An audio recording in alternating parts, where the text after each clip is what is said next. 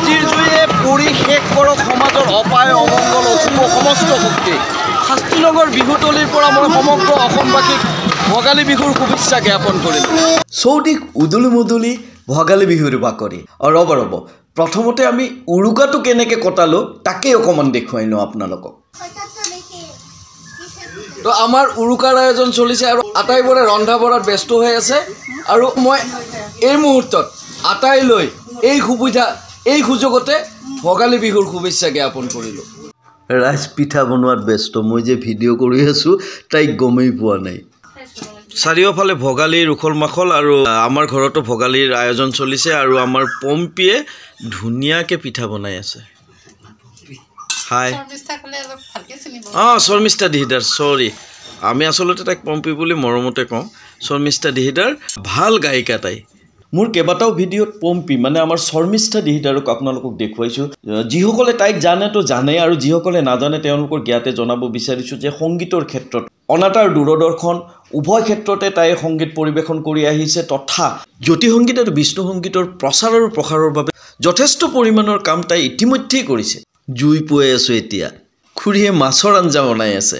আজি আমি হাছিলা বিলৰ মাছেৰে ভোজ খাম আৰু এয়া চাওক সন্মুখত হাঁহৰ মাংস, মুঠতে হাঁহে মাহে ডকচি খাম। আৰু আচলতে এনেদৰে পৰিয়ালৰ সকলো সদস্যৰ সৈতে এসাঁজ মিলিজুলি খাব পৰাটো এটা ভাগ্যৰ কথা নহয় জানো? ভোগালীৰ এই শুভ সময়ত সমগ্ৰ জীৱকুলৰ বাবে এটাই প্ৰাৰ্থনা কৰিব বিচাৰিছোঁ যে আটাইৰে দুখ যন্ত্ৰণা অপায় অমংগল দূৰ হৈ এটা সুস্থিৰ জীৱন কটাওক। বাৰে প্ৰতি তাকেই প্ৰাৰ্থনা কৰিছোঁ। আৰু ব'লক এতিয়া বিহুতলীলৈ যাওঁ।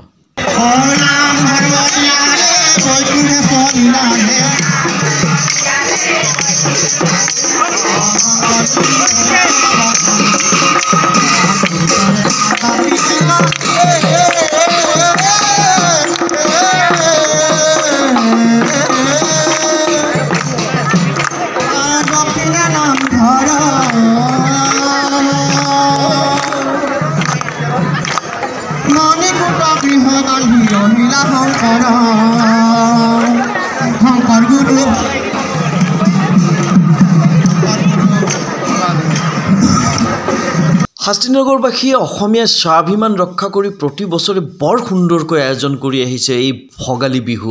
দুদিনীয়া কাৰ্যসূচীৰে আয়োজন কৰা এই ভোগালী বিহুখনিত সমগ্ৰ গোৱালপাৰাবাসীৰ ৰাইজে বৰ আন্তৰিকতাৰে সহায় সহযোগিতা তথা উৎসাহ উদ্দীপনা জগাই আহিছে আৰু গোটেই চহৰতে বিয়পাই দিছে ভোগালীৰ উন্মাদনা।